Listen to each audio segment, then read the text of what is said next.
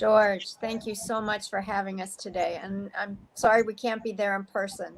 We are so honored to be part of your summit, and I'm in awe of all that Ideagen does and the important issues you discuss and the people you bring together. So we just couldn't be more thankful.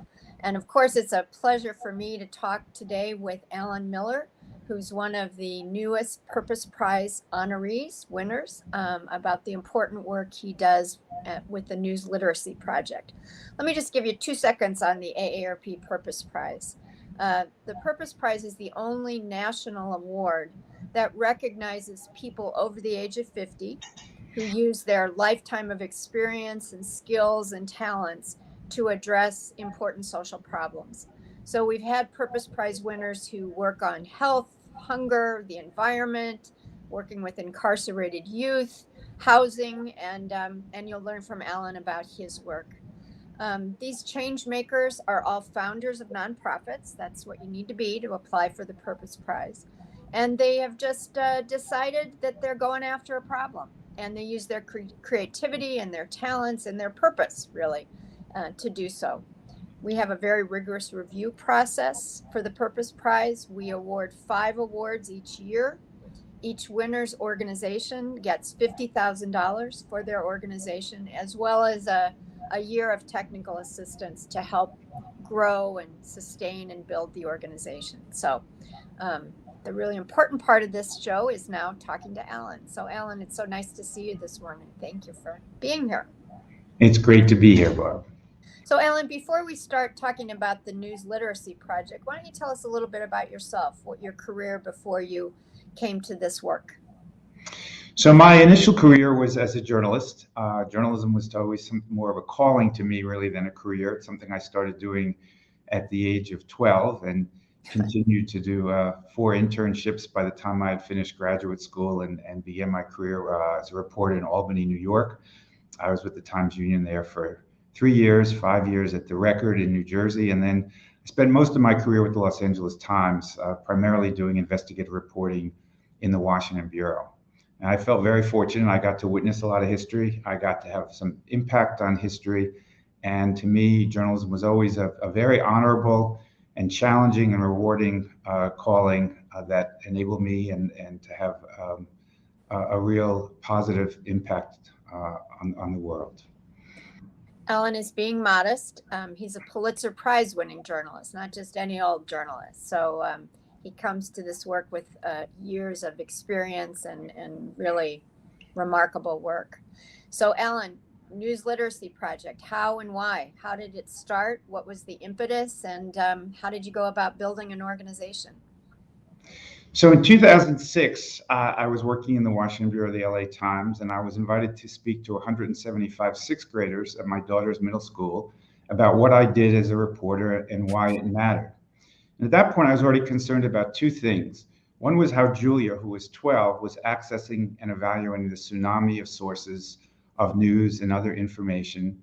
And the other was the collapse of the business model for journalism and whether there would continue to be an appreciation and demand for the kind of work that I and many others had devoted themselves to.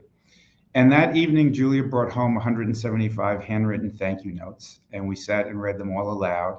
And I could see what had resonated and where I had connected. And that was really the seed that subsequently grew into the News Literacy Project. And I was able 2 years later, with a grant from the Knight Foundation, a founding grant, to launch NLP, and in the process, help to start the field of news literacy. And this was at a very different time in terms of the information landscape. I mean, it was really in the advent of Facebook and the iPhone. But I knew that this was likely to become a much more critical problem in terms of the ability to sort fact from fiction for the next generation and to have the tools to be informed and engaged participants in democracy. So I started by, learning, speaking to lots of people with expertise, much as I had done as an investigative reporter, to learn how to build an organization, to build a board, to develop the model for what we would do in classrooms, and then to develop an initial very hands-on, engaging curriculum for us to launch a classroom program literally a year to the day after I began NLP. And what does that look like, Alan? What do middle and high schoolers do in a classroom with NLP?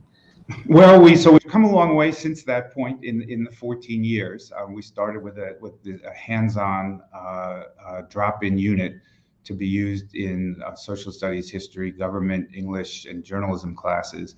And that was really our laboratory and our showcase. And we were working in schools in New York City, Chicago, and the DC region, and then a little bit later in Houston.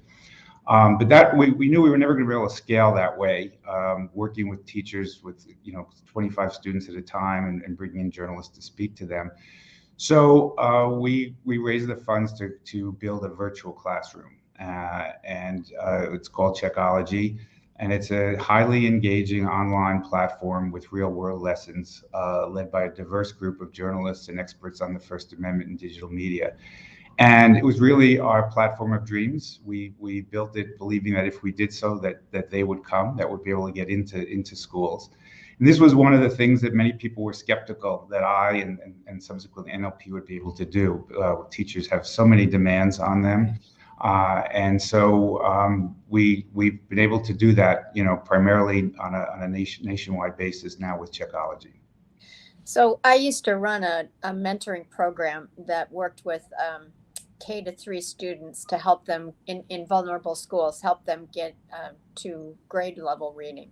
Wonderful program. Every school wanted it, but the challenges of getting into schools were massive, I found. How do you do this? Do you approach school by school, districts? How have you found, what challenges have you found to getting your program into schools? Well, initially it was very much retail. We were going school by school. We had no proof of concept, no metrics to show our impact. And the schools that we worked with really took a leap of faith on me and NLP that, we would help them teach this kind of critical thinking, but with a really focused effort and a lot of expertise and experience we were bringing to bear, through our work and through the journalists. It is enormously challenging. I mean, we've got every state, all 50 states have their own learning standards, and then districts within the states decide what curriculum they're going to use to meet them. And there's 13,800 districts. So, we have now gotten to a point, Checkology is being used in every state in the country. We've reached over 330,000 students since 2016. And we've made it, one of the keys, it's very flexible. It's not an elective. It's basically educators can use their 14 lessons. They can use one or all 14 in what order they choose. We're working both bottom up and top down. We've got a lot of educators who find us, learn about us through conferences or social media or through other educators. But we're now working with 30 districts at the district level, including the largest in the country in New York, Los Angeles, and Chicago, but then also in districts in South Carolina and Texas and Alabama. So we're in red states and blue states and purple states. And I think this reflects one of the keys for us. We are rigorously nonpartisan because we want to be everywhere. And we've created something that is broadly applicable, highly engaging, and at a quality that educators welcome. And as the environment has become more hyper-partisan, as the threat of misinformation to our democracy has become all the more apparent and greater, we've seen definitely a growth in interest and demand in using Checkology.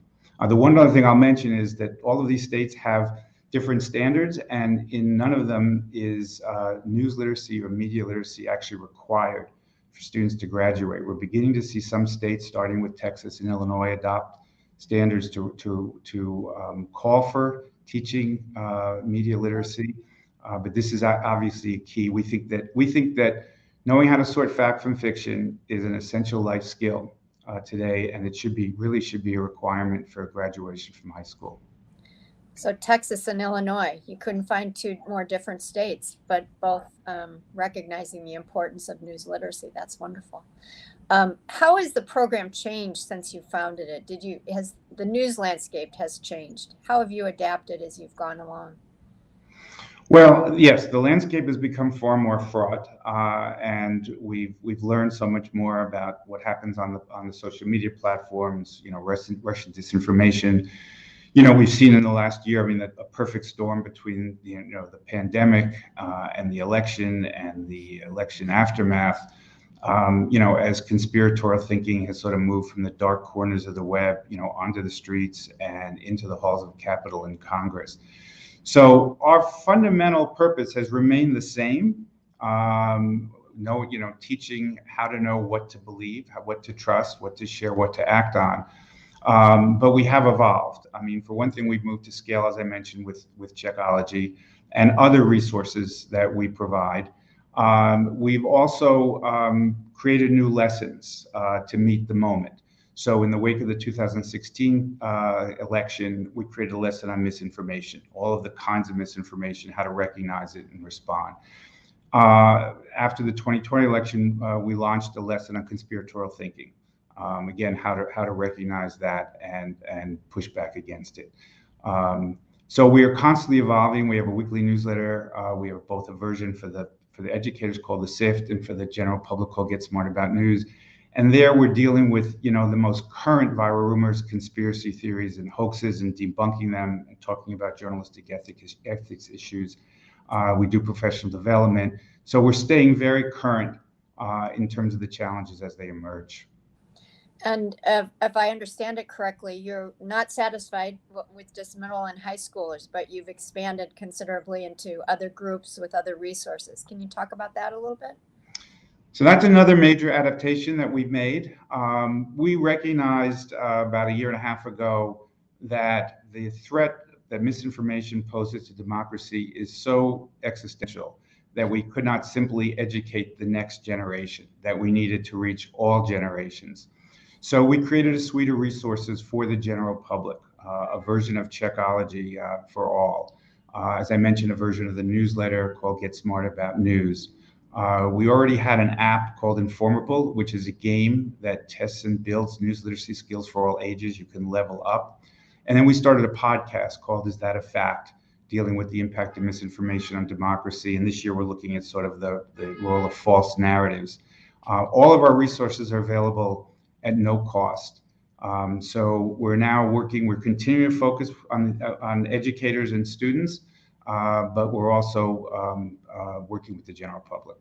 And I might add, by the way, increasingly with older Americans as well. Yeah, great.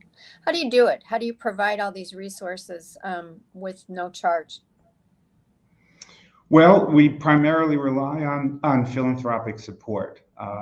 There was a point where we were charging a modest price point for Checkology, and we were having some success. But what we realized was that the bureaucracy charging for schools, dealing with the procurement process, it was getting in the way of the mission. And the mission is to reach as many educators and students as possible, and now with the public. So we do rely on a growing, increasingly diverse array of support from foundations, corporations, and individuals to make all these resources available at no cost. That's terrific. Ellen, I love storytelling, and I think storytelling sometimes paints a picture that facts and figures cannot, right? Can you tell us about somebody who was changed by the work that NLC does, or was a story that touched your heart maybe as the founder? So I spent a lot of time in classrooms during our early years, especially during the classroom program, and it was very gratifying for me to see how transformative becoming news literate can be. I saw it with many students from underserved communities, how empowering it is to be able to navigate what they're getting on their devices, to learn how to engage with the news, to become upstanders for facts, not only with themselves, but with their families and with their friends. I'll share one story in particular. We did an event in Chicago about 5 years ago. It was featured, Michael Wilbon, the sports commentator, was featured there with us at the event. And there was a student named Christian Armstrong, and he had grown up in a particularly tough part of Chicago on the South Side. It's now known as the O Block. It's where Michelle Obama grew up.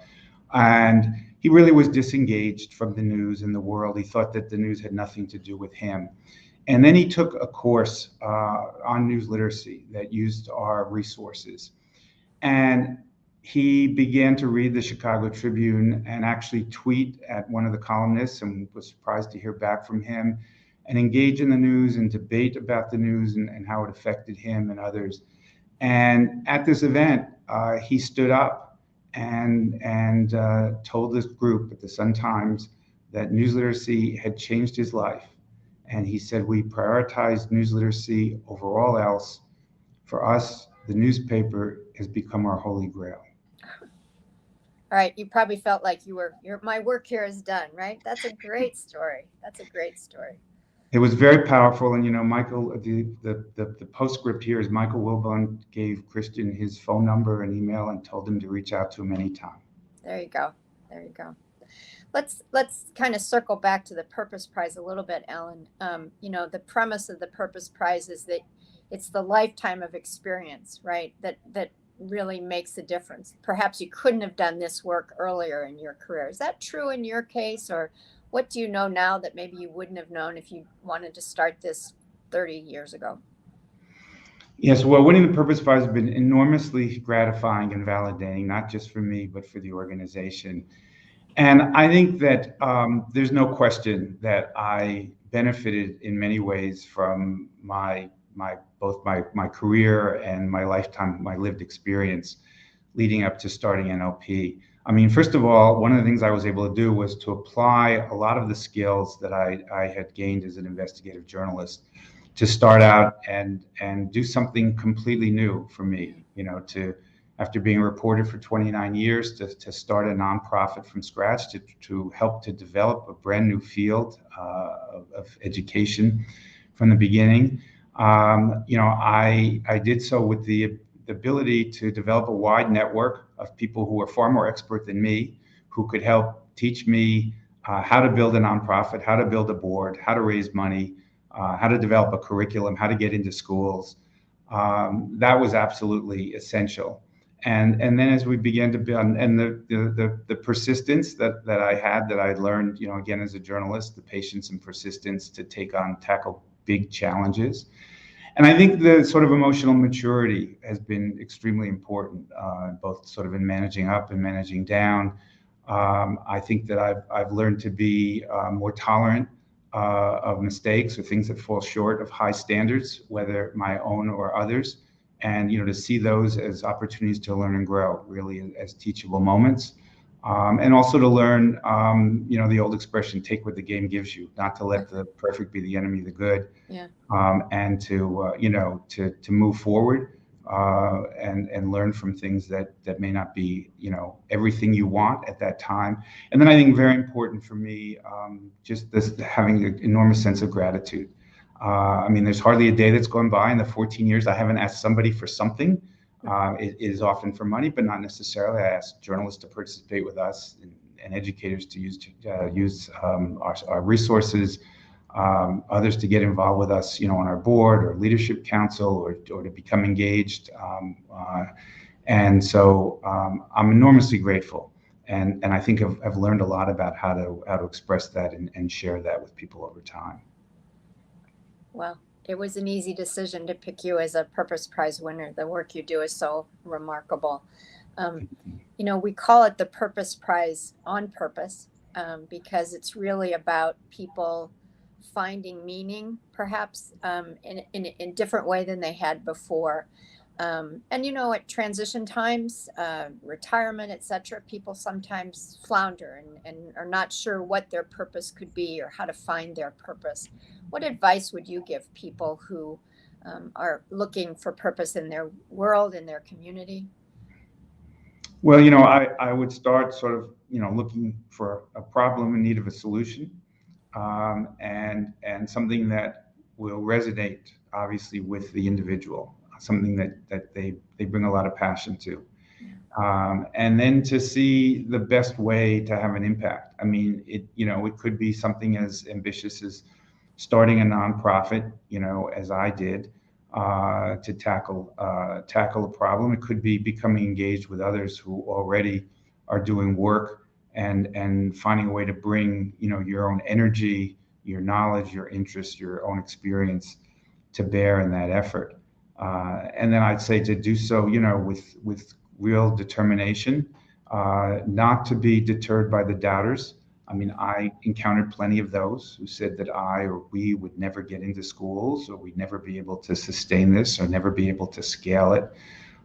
So I think that, if you've found that purpose, that mission, I mean, that should be your North Star, and let that guide you. And then, find a way to make a difference, because there's a lot of need and a lot of opportunity. And I think doing so is something that's just enormously gratifying. And as the award itself, the name indicates, is something that can give you a great sense of purpose in your life. I think you exemplify themes that we see in all the Purpose Prize winners, which is tenacity and clarity, being clear-eyed about what you want to accomplish and going after it. That is quite remarkable.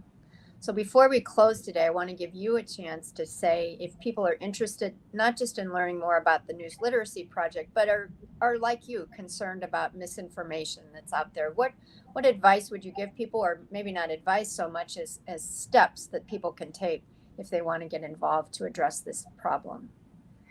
Well, first of all, I think we all need to recognize that we are often all part of the problem, even if it's inadvertent, because a big problem is sharing misinformation and essentially infecting others.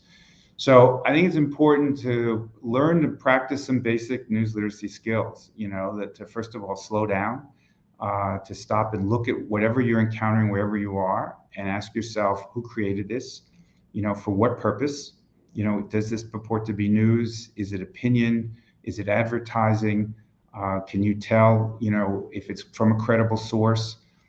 Is it intended to inform you in an accurate and dispassionate way? Are there multiple points of view, or is it intended to persuade you or inflame you or divide us?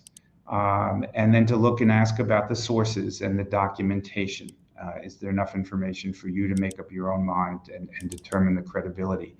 Very important then to ask yourself before you share something, is it responsible to do so? Should I trust this? Particularly when a big news story happens, when ever our emotions are engaged, whether something makes us angry or anxious or fearful, that's when we're most prone to manipulation, and the thinking part of our brain tends to shut down. And then I would say, to learn some basic news literacy skills. It's not difficult to learn how to do reverse image searching or geolocation, and so that you can learn those and you can share those with others. And then, I would encourage people to get involved with us, to subscribe to our newsletters. You can reach out to us. First of all, we're at newslit.org is our website. And the newsletters you can learn about at info@newslit.org. And to check out Checkology, to download our app Informable, to listen to the podcast, and to encourage others to do so. We really want to turn our mission into a national movement, to change the mindset, the way people approach news and other information, so they become part of an information solution instead of the misinformation problem. And we create a societal change like we've seen around issues like driving and littering and smoking, where people take a real sense of personal responsibility and play a role in amplifying good news literacy habits. And we feel this is absolutely essential. Those changes took a lot of time. We don't feel that there's a lot of time here in terms of the health of the country's democracy and the challenge this poses. That's good advice, and I like how you say a movement. It is a movement. It's not going to be solved overnight, but again, with the tenacity and the energy you have put into this, I think we're moving in a good direction. Thank you. Thank you for the conversation today. Thank you for being part of the Purpose Prize. And again, thank you to George and Ideagen for giving us this wonderful opportunity. We really appreciate it. Thank you. Thank you.